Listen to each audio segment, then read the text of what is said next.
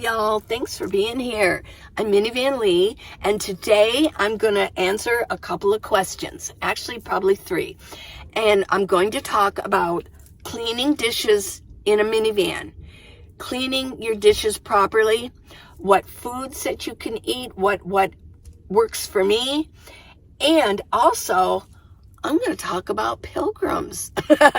Go figure that one. So please watch it all the way through and stick with it. And please subscribe if you haven't done it. Check out, look below to see if you're subscribed or unsubscribed. There's been some glitches with YouTube, and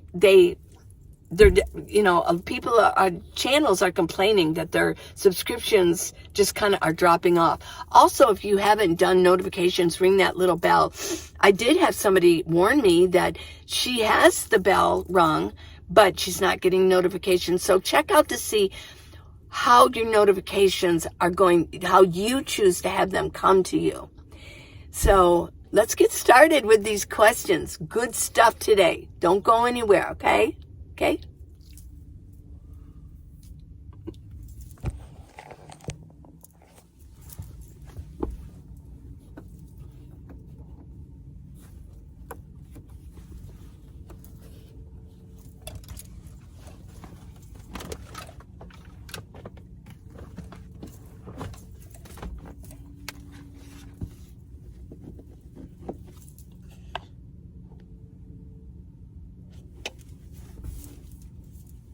So what do you think of my new curtains?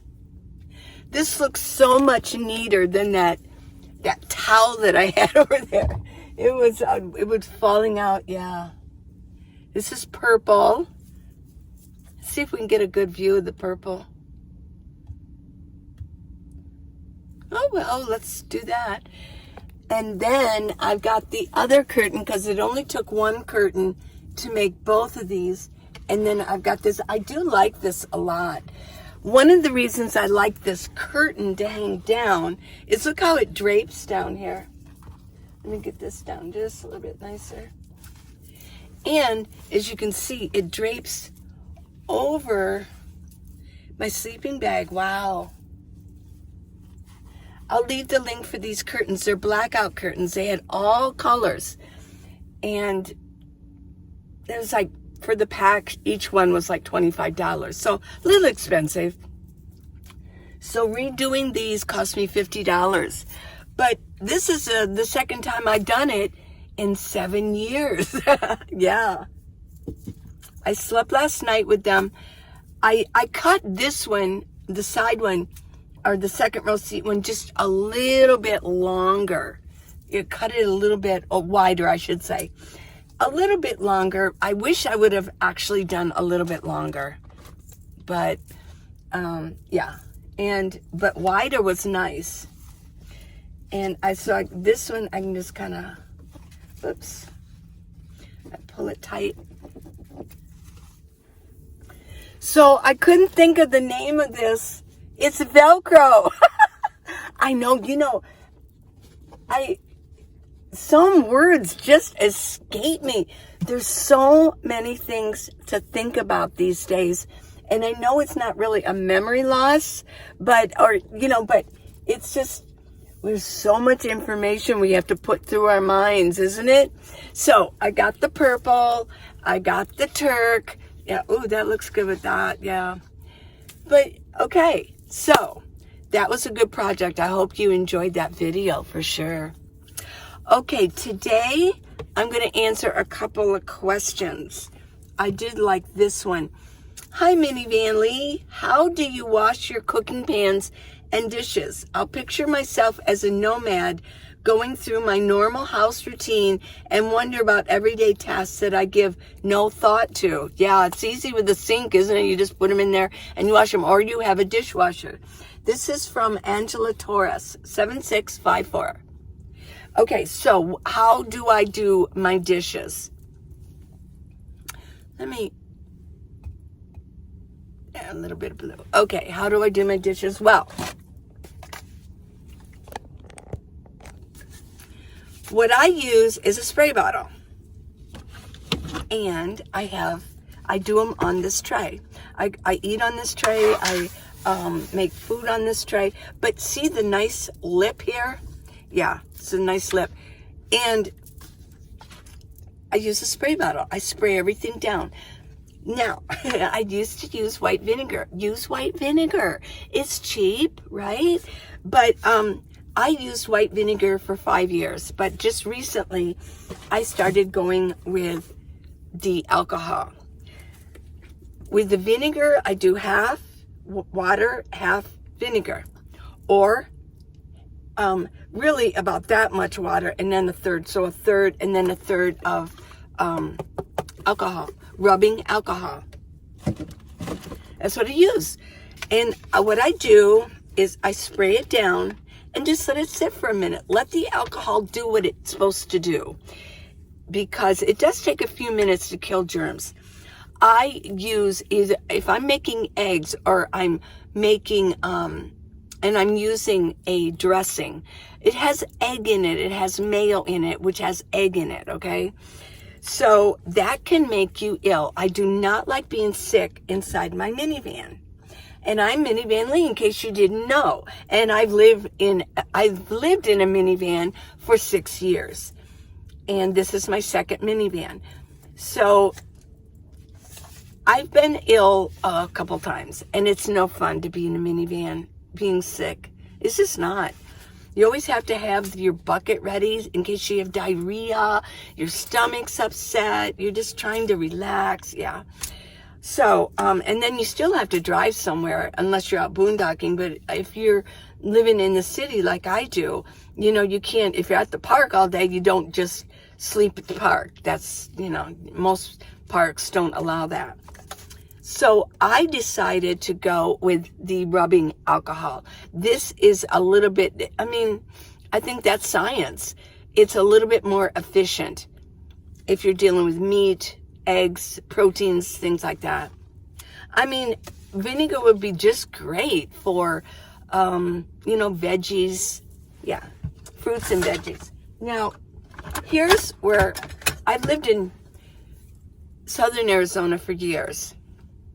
And in the summertime, I can tell you the one thing that always worries me is a fork. There can be food in between these, and it can stay on there. And then bacteria grows very rapidly. So I make sure that I spray everything down and I let it sit, a minute. Nothing big, but a minute. And I wipe it down. Now, if it's really dirty, what I do... I'm getting my leg out here.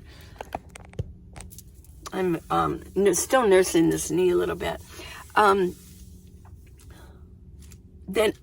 if they're really dirty or they have debris in there, and what I do is I spray again and wipe it down again. So I go through paper towels. In fact, I realize I don't have another thing of paper towels. Guess I got to go to the store. Yeah. So, that's how I wash my pans and my dishes. But let me say this about that. I don't use a lot of dishes. If I use anything, I might use a skillet if I'm going to do eggs. Okay? Or maybe saute some onions and garlic.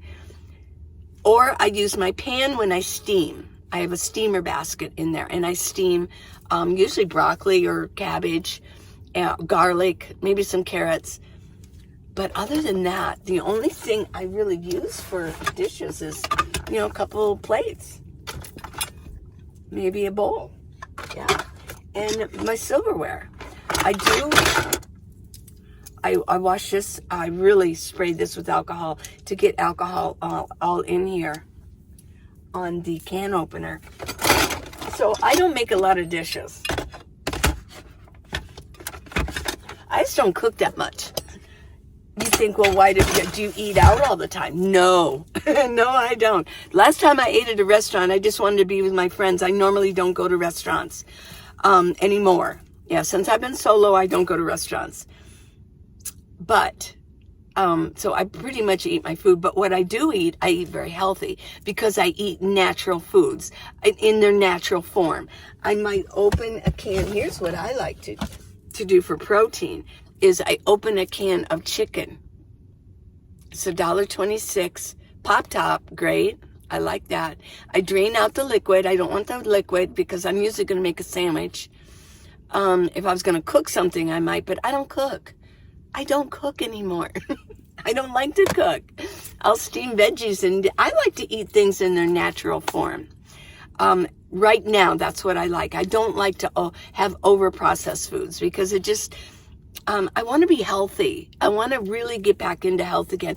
I was doing restaurants a lot in the past, and I just I don't know what kind of oil they're using. I don't know what they're adding. I don't know what it looks like back in the kitchen.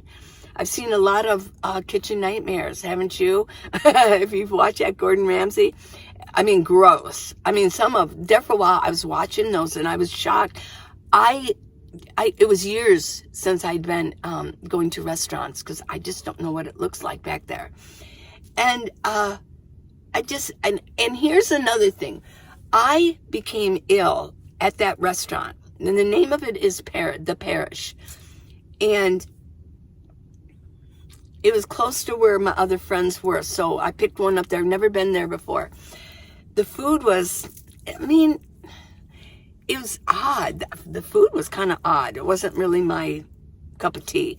And because I eat so natural now. But here's my concern these days. Because of the economy and the recession we're in with inflation, is I suspect that a lot of restaurants are keeping food longer than it should be kept because they don't want to lose the money. That's what I think. And I think that's legitimate, but what's happening is it could be making other people sick. Yeah. And one of the things I remember hearing about when it comes to soups,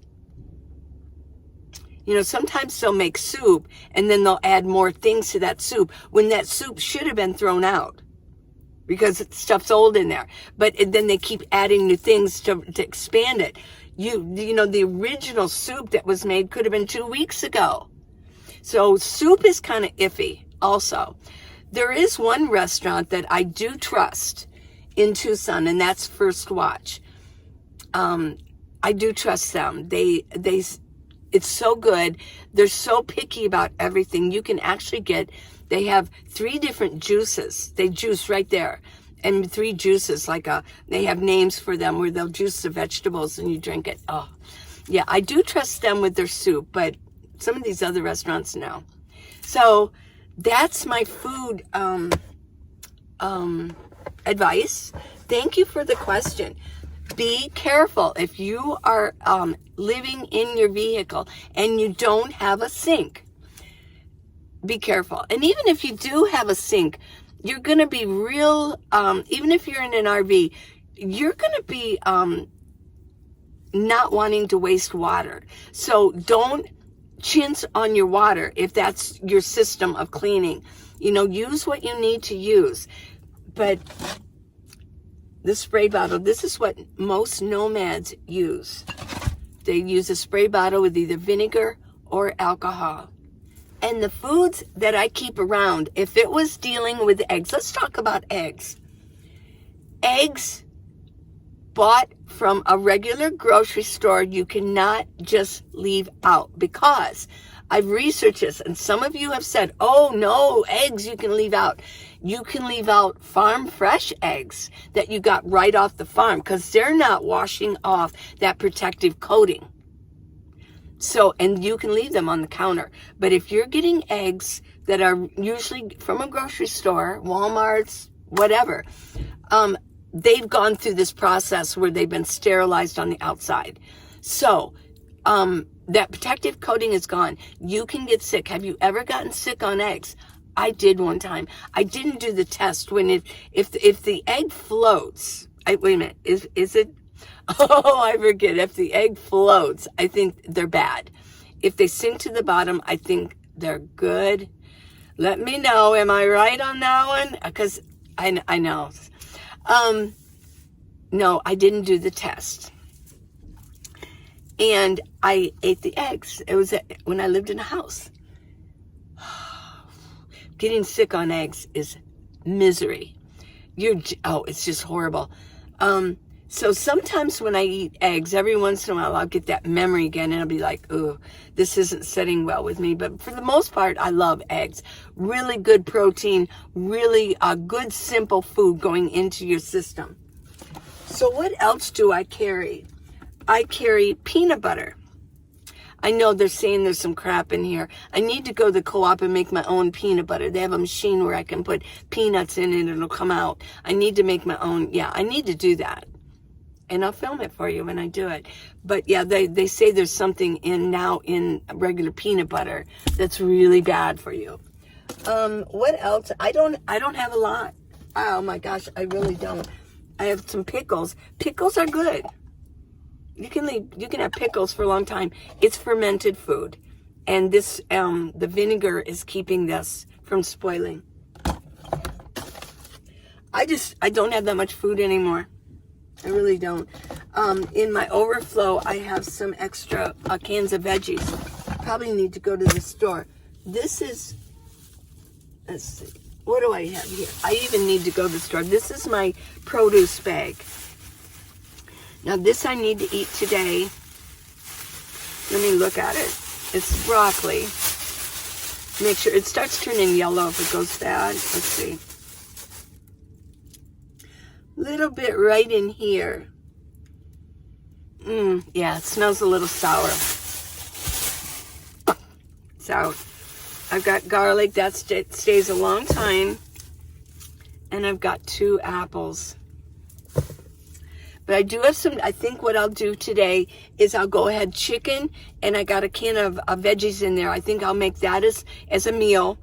And then I may just go ahead and eat these apples, 2 apples. And I think that's enough for today. I really do. So, yep. I'm happy with what I have. I really am. I don't need to be eating a lot of extra food right now. You know, Christmas is coming, so it's not like, I know there'll be a little bit extra eating going on, you know, at parties or whatever. But I think this will be just fine for today. And maybe even tomorrow too. Here's a question from Danusha 101. She says, how much time are you able to spend with your children? Well, probably not enough, but we're not all in the same town. Aren't all of us together? And they're busy. They're all professionals, and they all have, you know, their own lives going on. They have children, and no, I don't. And I'm busy too. So no, I don't spend a lot of time with them. Now, my daughter here in Tucson, yeah, I spend probably a little bit more time with her than I do with my son who lives here, because he's got a family. He's got a little girl, and he works construction. If you know about that, you're working a lot. And then he's tired when he gets home. So, no, I don't spend much time with him. I would like to spend more time. When there's an event going on like Thanksgiving, we all got to spend time together. But I think that is kind of like par for the course for any family. I always spent, when I lived in Tucson in a home, my daughter lived right beside me, my oldest daughter. So I spent time with her, but even she had her own family, her husband and her daughter. And at the time, she only had the daughter. And, you know, I mean, they had their own lives going on. I'm not one to inject myself on my kids. I'm busy and I'm doing my thing. It's hard to explain. But I have my own life going on, and they have theirs. They know I love them. I know they love me. And when we can get together, it's a lot of fun. But other than that, we're not like this, oh, we all have to call each other every day. Oh, gosh, no. No. Live and let live. That's always been my motto. So as far as my grandchildren, no, I don't see my grandchildren as often as I did. See, I have 2 grown grandchildren. I have he's probably 25 now, 25 and 22. I mean, seriously? when they were younger, oh yeah, I was like my granddaughter, she was off and on living with me at times. We had so much fun, had a lot of time. And then of course my grandson lived beside me, with my, with my daughter. And, that's when, and then after he moved, she remarried, and now she has this other little family going on. I mean, I spent time with him, but it seems like as I have, become a nomad, and they kind of moved on a little bit into other cities. No, I don't spend time with the younger ones as much as I probably should or like to, but there's not much I can do about that, is there? I mean, seriously. Here's kind of an odd question, but I got it, so I'm going to address it. It is from Brenda Meyer. If the Pilgrims came to the U.S. in November, why does Canada celebrate Thanksgiving in October? Did the Pilgrims come twice? Okay, well, I think a lot of us might know that. I mean, you know, I think what happens is we celebrate Thanksgiving at a certain time, and we figured that that was probably around the time because winter was coming and harvest time, right? And probably America chose to do it in November and Canada in October. But it says, did the Pilgrims come twice? Let me tell you, the Pilgrims came many times. There were ships that were coming over all the time, and we called them pilgrims because that was the word that was used at that time. They were adventurers, and they pilgrimed to another land and wanted to make a home there. So that was the word for pilgrims. Yeah, ships were coming over all the time. A lot of people don't want to celebrate Thanksgiving anymore because they feel it's against the indigenous people, the Indians. So basically, the American Indians. So basically, a lot of people want to call the Indigenous Day, not Thanksgiving. But I mean, yeah, there were all kinds of people that came over from England, from the Dutch came over. I mean, there were a lot of people. People were going to come anyways. People were just going to come. They were starting to travel out. They were building ships.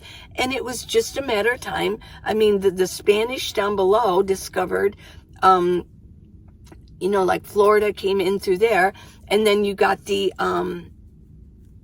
French that was more up in the Canadian area. I mean, you were going to have people from Europe because they had silver, they had metal, they had bronze, they were making ships, they had wood, they were making ships. There were all these factors that determined who was a little bit more socially, weaponry, building, architecturally advanced. So it was the Europeans. And there's nothing we can all do about it. It was years and years ago. This is, my commentary, opinion piece. But people were going to discover for themselves from other countries this wonderful country called, in North America. I mean, it was the land of plenty, the milk and honey, and people wanted it. When I mentioned about New York, the other day I mentioned about New York, and somebody had mentioned, well, about the indigenous people, well, it was already discovered they were here. What I was talking about is that it was from another land. They came over. And if you consider, if you keep going back, there was always somebody wanting some land. I mean, even indigenous peoples probably came and took over some of that land from somebody from way back before. There's always somebody that wants that land. But they did say something about we took it. Actually, if truth be known, and I know I might get railed on this, Manhattan was sold. Actually, they sold. The indigenous American Indians sold Manhattan for really cheap, but they did sell it, that island. And that island, oh my gosh, somebody's pulling in. make sure they looked like they were coming right at me. Manhattan was like this. It was hilly and everything. When I don't know who it was, an architect. What they did was they literally, at one point, leveled that land. It must have taken a long time. They leveled it so that they could put the roads down there. Pew, pew, pew. But originally Manhattan it had hills. It was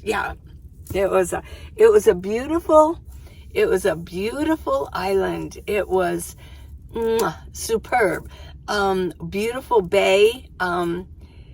It was just, when Henry Hudson came over and saw it, he's like, oh my gosh, this is like, it is really one of two, there are two that is one of two that are the best bays, the best, what do you call it, in the world, was, New York, Manhattan, New York City, Manhattan going in. Whew.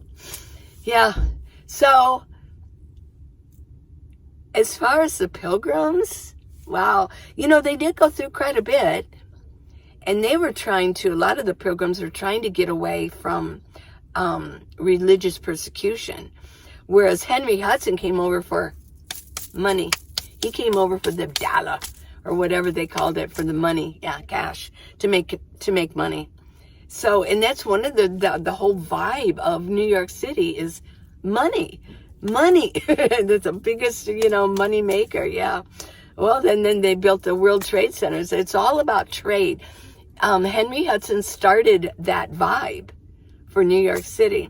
Well, I certainly went on and on that answer. That's my opinion. You leave your opinion. Those are my opinions. It doesn't make it right or wrong. It's just, it's one opinion in many. So, there you go. I hope you enjoyed this. Thanks for watching, everybody. Please subscribe. Give me a thumbs up. And go to minivanlee.com and see what kind of products I have. And just go check out the website. I love you guys a lot. I'll see you tomorrow, okay? Bye.